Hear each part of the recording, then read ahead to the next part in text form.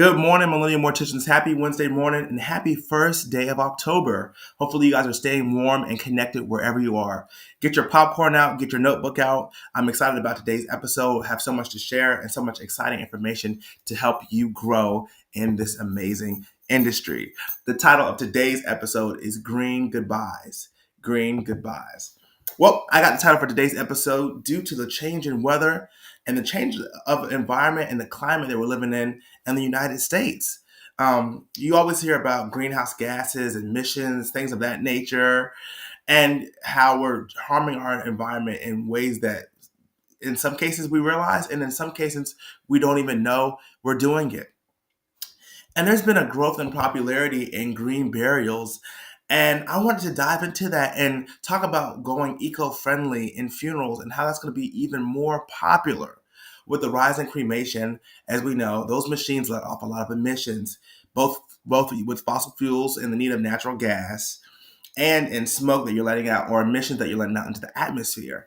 And so I've seen a big push from formaldehyde manufacturers to casket makers in the biodegradable market to really show off their products and to really understand what it means to go green. I'm all for having a green thumb. I think it will be the lifelong backbone of our industry to do that. And it would be in our benefit to go green. Think about the environment, the care, the love that we give these families and that we put into these families. We need to be doing the same thing for our environment and for our communities if we want to really make that lasting impression, not just on the families, but on our communities around us. I don't know about you guys, but I like my city park and I want it to be clean and as green for as long as possible. And hey, I'm willing to do whatever it takes to make sure it stays exactly that way. And I want you to understand that you can do funeral service in a way, or even in your own way, that's not necessarily, it might not be considered going green in everyone else's eyes, but it's going green in your eyes. It's maybe your funeral home is pushing a recycling plan, or maybe you guys are going to just start off selling biodegradable urns and things of that nature. And so it's scary making changes like this, but in the future, it has its benefits. It has tax incentives and things of that nature. And so you want to leave as small of a carbon footprint on the planet as you can. And as we know, there's a lot of things that we do and there's a lot of products that we use that can be harmful to not just the environment, but to ourselves. And an exciting part of um, this Go Green Thumb plan and this Go Green Thumb idea is the fact that you're not only helping your families heal the way they want to, but you're helping yourself and your community heal in a better way because you're not introducing all these toxic chemicals in your environment.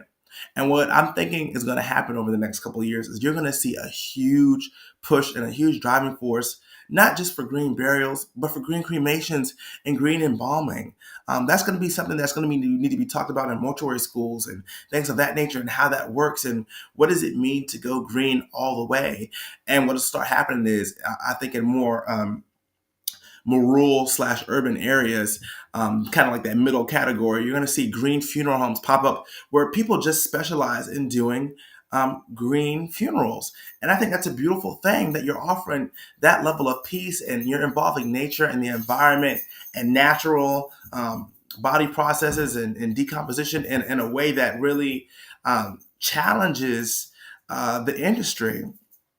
And I know some of you are thinking, what are the challenges for the funeral directors that we could possibly face from this? Of course, your state regulations, your federal regulations, zoning, the business side of offering green options, meaning how much is our markup on those products. I would assume they were a little bit higher than the normal, but I could be wrong. It could be lower because these are biodegradable and prices very different from, selling the price of a steel casket, but also to being able to remember to balance that eco option with, client expectations and traditions. So still having those stainless steel caskets, those bronze, those different metals that people just always love and cherish because that's what they've been used to and accustomed to doing and us offering them.